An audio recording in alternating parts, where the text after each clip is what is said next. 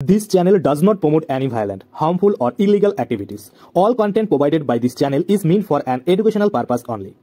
Special internship revision 2025 আপনারা হয়তো সকলেই জেনে গেছেন যে আগামী মাস থেকেই কিন্তু শুরু হতে চলেছে ওয়েস্ট বেঙ্গল অর্থাৎ আমাদের বাংলায় এই স্পেশাল ভোটার ভেরিফিকেশন।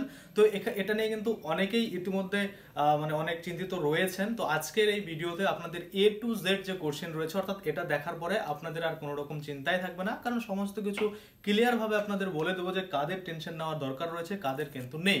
তো অনেকেই অনেক রকম ভাবছেন যে সকলকে বাংলাদেশ পাঠিয়ে দিচ্ছে, এরকম একটা ব্যাপার, সেখান থেকে ধরে নিয়ে চলে যাচ্ছে পুলিশ, তেমন কিন্তু কোনো ব্যাপার নেই। তো আমরা যদি প্রথমেই দেখি যে সবাইকে কি এই ইন্টার্নশিপ ফর্ম যেটা রয়েছে বা এই ভোটার ভেরিফিকেশন সেটা করাতে হবে, হ্যাঁ, এটার উত্তর কিন্তু হ্যাঁ, যে সকলকেই কিন্তু এই যে ভোটার ভেরিফিকেশন হবে সেটার জন্য যে ফর্ম দিবে সেই ফর্মটা কিন্তু ফিল আপ করতে হবে। তারপরে অনেকের কোশ্চেন থাকে কি যে দাদা 2002 সালের ভোটার লিস্টে নাম নেই, সেক্ষেত্রে আমরা কিভাবে আমাদের ভেরিফিকেশন করব। দ্বিতীয়ত নাম থাকলেও দেখা যাচ্ছে যে বানানের ভুল রয়েছে, সেক্ষেত্রে তাদের কি করণীয়। তারপরে দেখা যাচ্ছে অনেকের নাম তো রয়েছে, নামের বানান তো ভুল রয়েছে, কিন্তু ইপিক নাম্বারই চেঞ্জ হয়ে গেছে, অর্থাৎ ভোটার কার্ড নাম্বার রয়েছে সেটাই চেঞ্জ, সেক্ষেত্রে কি করতে হবে। তারপরে ঠিকানা পরিবর্তন করছে, বিশেষ করে মহিলাদের ক্ষেত্রে হয়ে থাকে, যারা বিয়ে করে এক জায়গা থেকে অন্য জায়গা বা কোনো কর্মসূত্রে অন্য জায়গায় রয়েছেন, সেখানকার বর্তমান অ্যাড্রেস আপনার রয়েছে এই ভোটার কার্ডে, আপনারা ঠিকানা পরিবর্তন করেছেন, তো সেক্ষেত্রে কি করণীয়, সমস্ত কিছুর কিন্তু উত্তর আজকে এই ভিডিওতে আপনারা পাবেন। তাছাড়া যারা বিদেশে রয়েছে, অনেকেই কর্মসূত্রে কিন্তু এক জায়গা থেকে আরেক জায়গায় রয়েছে, যারা বর্তমানে যেখানে জন্মগ্রহণ করেছিল সেখানে থাকে না, অন্য কোনো স্টেটে থাকে, সেখানে জব করে বা কোনো কাজের সূত্রে রয়েছে, সেক্ষেত্রে তাদের কি করণীয়, সমস্ত কিছুই কিন্তু A to Z আজকে আমরা এই ভিডিওর মাধ্যমে দেখে নেব। তো সবার প্রথমেই বলি যে এই স্পেশাল ইন্টার্নশিপ রিভিশন 2025 এটা হতে চলেছে আগামী মাস অর্থাৎ আগস্টের মোটামুটি ধরে নিন 20-25 তারিখের মধ্যে কিন্তু এটা শুরু হওয়ার সম্ভাবনা অনেকটাই বেশি রয়েছে। আর যখনই কোনো অফিসিয়াল ভাবে নোটিফিকেশন দেওয়া হবে তখন তো আমরা ভিডিও বানিয়ে দেখাবোই। তো প্রথমেই যে কোশ্চেনটা সেটা হচ্ছে যে এখানে দু ধরনের ব্যক্তি থাকবে, যারা বলবেন যে আমাদের 2002 সালের ভোটার লিস্টের নাম রয়েছে, আর আরেক ধরনের ব্যক্তি থাকবেন যারা কিন্তু বলবেন আমাদের নাম নেই বা আমাদের পিতামাতাদেরও নাম নেই। তো সেক্ষেত্রে কাদের প্রবলেম হচ্ছে কাদের প্রবলেম হচ্ছে না আমরা একদম A to Z কিন্তু এক এক করে দেখবো। তো প্রথমেই আমরা দেখে নিই যে সিএ নিয়মে কি বলা হয়েছিল, বা আর এর আগেও আমরা অনেক আলাদা নিয়মে দেখেছি, বা এই যে বিহারের ক্ষেত্রে যে নিয়মটা দেওয়া হয়েছিল সেখানেও কিন্তু বলা হয়েছিল যে একটা সাল উল্লেখ করে দিচ্ছে, ওই সাল অনুযায়ী কিন্তু প্রত্যেকের আলাদা আলাদা ডকুমেন্টস লাগবে। ধরুন 1987 থেকে 2002 সাল অবধি যাদের জন্মগ্রহণ হয়েছে তারা একটা মনে করুন যে এসে পড়বে ডকুমেন্ট লাগবে, আবার 2002 সাল থেকে পরে যাদের ভোটার লিস্টের নাম উঠেছে তাদের কিন্তু একটা লাগবে। সবার জন্য কিন্তু আলাদা আলাদা ডকুমেন্টস চাওয়া হয়েছে। তো তেমন কিন্তু এই ক্ষেত্রেও হবে, অর্থাৎ এই যে ভোটার ভেরিফিকেশন সবার ক্ষেত্রে কিন্তু এক থাকবে না। এবার আমরা দেখে নিই যে 2002 সালে ভোটার লিস্টে যেসব ব্যক্তিদের নাম রয়েছে, অর্থাৎ আপনার ধরুন নাম রয়েছে, সেক্ষেত্রে আপনাদের কোনো ভয় নেই, কারণ সেই যে পেজটা রয়েছে বা সেই যে ভোটার লিস্টটা আপনার রয়েছে সেটাকে মার্ক করে দিলেই আপনার যে 2025 সালের নতুন করে ভোটার লিস্ট আপনারা দেখবেন, সেখানে আপনার নাম কিন্তু চলে আসবে। এবার অনেকেই বলবেন দাদা আমার নাম নেই কিন্তু আমার বাবার নাম রয়েছে, সেক্ষেত্রে কি করণীয়। দেখুন, আপনার বাবার নাম রয়েছে মানেই আপনার নাম রয়েছে, অর্থাৎ আপনার বাবার নাম যদি 2002 সালের ভোটার লিস্টে থাকে সেক্ষেত্রে কিন্তু আপনারা নিশ্চিন্ত থাকতে পারেন, কারণ আপনাদের নাম না থাকলেও হবে, কারণ আপনার বাবার নাম যদি থাকে তাহলে তিনি কিন্তু অলরেডি ভেরিফাইড ভোটার, এবং তার থ্রুতে যত ছেলে মেয়ে হয়েছে তারা কিন্তু প্রত্যেকেই ভেরিফাইড, অর্থাৎ তার থ্রুতে যারা এসেছে তাদের কিন্তু কোনো রকম আর কোনো টেনশন নেওয়ার দরকার নেই।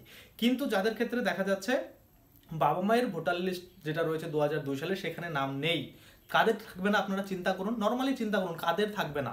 যারা পরে এসেছে, ধরুন বাংলাদেশ থেকে বা অন্যান্য দেশ থেকে এসেছে পরে, যাদের 2002 সালে যখন এই SIR হয়েছিল স্পেশাল ইন্টার্নশিপ রিভিশন, তখন তাদের ভেরিফিকেশন করে নামগুলো তোলা হয়েছে, তখন যারা ছিল না তাদের তো নাম উঠতে পারবে না, তাই না। তো নতুন যারা এসেছে তাদেরকে কিন্তু ওই 11টা ডকুমেন্টস, এটা কিন্তু ওয়েস্ট বেঙ্গলের জন্য 11টা ডকুমেন্টস দেওয়া হয়নি, এটা বিহারের ক্ষেত্রে দেওয়া হয়েছে।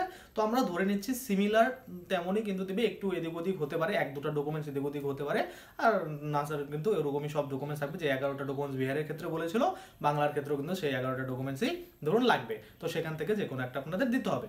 অনেকের এখানে একটা আবার ভুল ধারণা থাকে যে শুধুমাত্র বার্থ সার্টিফিকেটই লাগবে, অন্য কিছু দেখালে হবে না, এমনটা কিন্তু নয়।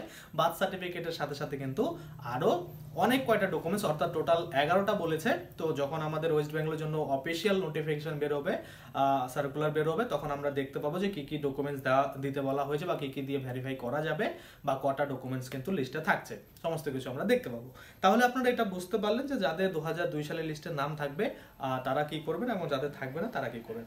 এবার দেখুন আমার লিস্টে নাম নেই, 2002 সালের লিস্টে আমার নাম নেই, আমার বাবার রয়েছে, সেক্ষেত্রে আমাকে রেফারেন্স কিন্তু ওই বাবারটা দেখাতে হবে, সাথে আমাকে কিন্তু আমার ডকুমেন্টসও দিতেই হচ্ছে একটা যে কোনো, সাথে কিন্তু বাবারটা দিতে হচ্ছে। সেক্ষেত্রে ওইভাবে প্রুভ হবে যে আমার বাবার বাবার যে নামটা রয়েছে সেই থ্রুতে আমি কিন্তু ভ্যালিড ভোটার। এবার ধরুন অনেকের ক্ষেত্রে এমন হবে, ধরুন আপনার যে বাবা রয়েছে ওনার কিন্তু ভোটার লিস্টের নাম রয়েছে, সেই নামটার সাথে আপনার যে কোনো ডকুমেন্টস রয়েছে সেখানকার যে আপনার বাবার নাম সেটাখানে একটুখানি ভুল রয়েছে। একটুখানি বলতে ধরুন মেজর ভুল না, মানে মাইনর ভুল হতে পারে, যেমন মিডিল নাম নেই বা টাইটেল অন্যরকম রয়েছে, একটু মানে হয় না ভুল রয়েছে বানানে, এইগুলো যদি থেকে থাকে তাহলে এগুলো কিন্তু কনসিডার করবে, কারণ ভুলটা তো আপনি করেননি, ওনারা করেছে কোনো কারণবশত টাইপ করতে বা কোনো ভুলবশত হয়ে গেছে, সেটা আপনার কোনো করার নেই। আর আরও একটা জিনিস সেটা হচ্ছে ভোটার কার্ড নাম্বার দেখবেন চেঞ্জ হয়েছে, ম্যাক্সিমাম ক্ষেত্রে যখন ডিজিটাল হয়েছে তখন UXO এরকম দিয়ে শুরু হয়েছে, আর আগে কিন্তু WB59 এরকম দিয়ে কিন্তু শুরু হতো বা DMG এরকম দিয়ে কিন্তু শুরু হতো। তো সেটাও কোনো বড় প্রবলেম নেই, কারণ আপনার বর্তমান যে নাম্বার রয়েছে সেই নাম্বারের থ্রুতে আপনার পুরনো নাম্বার কি ছিল সেটা কিন্তু খুঁজে পাওয়া যাবে বা সেটা কিন্তু তারা ট্র্যাক করতে পারবে। অর্থাৎ আমরা যখন দেখেছি যে যখন রেশন কার্ডগুলো আমরা ডিজিটাল করেছি তখনও কিন্তু আমরা দেখেছি যে একটা মানে পুরনো যে ডিজিটাল হওয়ার আগে যে রেশন কার্ডগুলো ছিল সেটার নাম্বার অন্যরকম ছিল এবং পরবর্তীতে সেগুলো ডিজিটাল নাম্বার কিন্তু অন্যরকম পাওয়া গেছে। তাছাড়া আমরা যদি আরও দেখি যাদের কাস্ট সার্টিফিকেট রয়েছে, কাস্ট সার্টিফিকেট হাতে লেখা যখন কাস্ট সার্টিফিকেট ছিল তখন একটা নাম্বার ছিল, কিন্তু যখন একটা ডিজিটাল সার্টিফিকেট করতে গেছে তখন কিন্তু একটা আলাদা নাম্বার দেওয়া হয়েছিল। তাই কিন্তু একটার থ্রুতে আরেকটাকে কিন্তু পাওয়া যাবে। অর্থাৎ আপনার ভোটার লিস্টে বলছেন যে আপনার এপিক নাম্বার চেঞ্জ হয়ে গেছে, চেঞ্জ হয়ে যায়নি, সেটার থ্রুতে এটা ডিজিটাল করা হয়েছে, সেটা কিন্তু আপনার যে রেকর্ড সেটা কিন্তু অলরেডি আছে তাদের কাছে, চাইলেই কিন্তু সেটাকে ট্র্যাক করে তারা দেখতে পারে। যেমন 2002 সালের ভোটার লিস্টে আমরা যদি দেখি ম্যাক্সিমাম দেখা যাচ্ছে আমার বাবা মায়ের যাদের নাম রয়েছে প্রত্যেকের ভোটার লিস্টের বেশিরভাগটাই কিন্তু WB দিয়ে শুরু হচ্ছে, কিন্তু বর্তমানে যখন ডিজিটাল হয়েছে তখন দেখা যাচ্ছে পরিবর্তন হয়ে UXO এরকম দিয়ে শুরু হচ্ছে বা অন্যান্য কিছু দিয়ে কিন্তু শুরু হচ্ছে। তো সেক্ষেত্রে এটা কিন্তু বড় একটা ব্যাপার নয়, এটা কোনো ব্যাপার না, এটা কিন্তু চলে যাবে। আশা করি আপনারা বুঝতে পারছেন। তারপরে বলা হচ্ছে 2002 সালের ভোটার লিস্টের নাম নেই, তাহলে আপনারা কি করবেন? দেখুন নাম না থাকলে যে ডকুমেন্টসগুলো বলা হয়েছে সেই ডকুমেন্টসগুলো দেখাতে হবে, তাহলে কিন্তু আপনারা ভোটার ভেরিফিকেশন করতে পারবেন, না হলে কিন্তু করতে পারবেন না, একদম সোজা সাপটা হিসাব। তারপরে যদি আমরা দেখি নাম থাকলো বানাম ভুল বলে দিলাম, মিপিং নাম্বার ভুল এটাও বলে দিলাম। তারপর ঠিকানা পরিবর্তন, হ্যাঁ ধরুন আপনার বাড়ি ছিল এক ওয়ার্ডে, ধরুন আপনার 2 নম্বর ওয়ার্ডে বাড়ি ছিল, ওখান থেকে আপনার বিয়ে হয়ে গেছে, মানে ম্যাক্সিমাম মেয়েদের ক্ষেত্রে এগুলো হয়, দেখা যাচ্ছে আপনার 5 নম্বর ওয়ার্ডে বিয়ে হয়েছে, সেক্ষেত্রে আপনি অ্যাড্রেসটা আপডেট করিয়েছেন। তো এটা কিন্তু কোনো ব্যাপারই না, মানে অ্যাড্রেস আপডেট হলে কোনো ব্যাপার না, আপনি এখানে থাকুন আর ওখানে থাকুন যেখানেই থাকুন কোনো ব্যাপার না, আপনার কিন্তু ওই যে ফর্ম সেটা মানে ডিক্লারেশন বলছি, যে ফর্মটা দেওয়া হবে ভেরিফিকেশনের জন্য, সেই ফর্মটা দিলে আপনি যেখান থেকে সাবমিট করুন আপনার কিন্তু যে নতুন লিস্ট 2025 সালে সেটাতে কিন্তু চলে আসবে। গেল।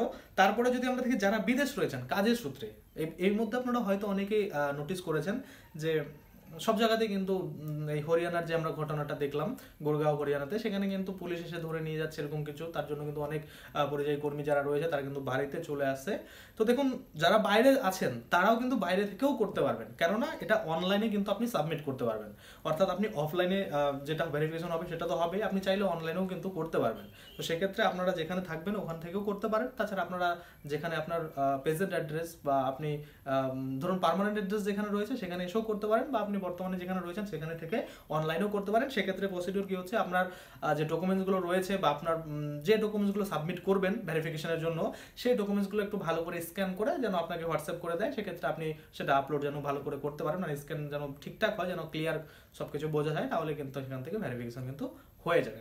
আশা করি এটা আপনারা বুঝতে পারছেন। তাহলে মোটামুটি এই জিনিসগুলো ক্লিয়ার। তাহলে এই যে ভোটার ভেরিফিকেশন এটা কেন হচ্ছে, কি দরকার, এত আপনারা ভয় কেন পাচ্ছেন আমি জানি না। কারণ দেখুন যারা বৈধ ভোটার তাদের কিন্তু কোনো ভয় নেই, ভয় শুধু কাদের, যারা উড়ে এসে জুড়ে বসে, ধরুন যারা নতুন নতুন ভোটার আসছে, একদম বুঝতেই পারছেন কাদের কথা বলা হচ্ছে, তারা এসে কিন্তু ভোটার কার্ড বানিয়ে ভোট কিন্তু দিয়ে যাচ্ছে। তো সেক্ষেত্রে তাদেরগুলোই খালি বাদ হবে, আর যারা আগে থেকে ভোট দিচ্ছেন সে হিন্দু হন বা মুসলিম হন সেটা নিয়ে কোনো কিছু যায় আসে না, আপনাদের ভোটার ভ্যালিড কিন্তু থাকবে। আর যারা এখনো 2002 সালের যে ভোটার লিস্ট রয়েছে সেটা ডাউনলোড করতে পারেনি তারা অবশ্যই কিন্তু www.iobong.in আমাদের যে ওয়েবসাইট সেখান থেকে ডাউনলোড করতে পারেন, বা আপনাদের সুবিধার্থে আমি ডেসক্রিপশনে লিঙ্ক দিয়ে দিচ্ছি, ওখানে ক্লিক করে সোজা কিন্তু আপনারা সেই ভোটার লিস্টটা ডাউনলোড করে নেবেন এবং ডাউনলোড করে আপনার কাছে সেটা রাখবেন, আপনার নামটা কোথায় রয়েছে খুঁজে বের করবেন, সেটাকে স্ক্রিনশট হোক বা জেরক্স করে হোক আপনারা কিন্তু বের করে আপনার কাছে রেখে দেবেন। সেক্ষেত্রে কী হবে, পরবর্তীতে যখন ভেরিফিকেশন হবে তখন কিন্তু আপনারা সেটা দিয়ে আপনাদের যে ভোটার ভেরিফিকেশন সেটা কিন্তু সম্পূর্ণ করাতে পারবেন। আশা করি এটুকু আপনারা বুঝতে পারছেন। আর কোনো রকম কোশ্চেন থাকার কথা নয়, তারপরে যদি থাকে আপনারা হোয়াটসঅ্যাপ বা টেলিগ্রাম আপনারা মেসেজ করতে পারেন। তো যাই হোক, আজকের জন্য ভিডিওটা এখানে শেষ করছি। ধন্যবাদ।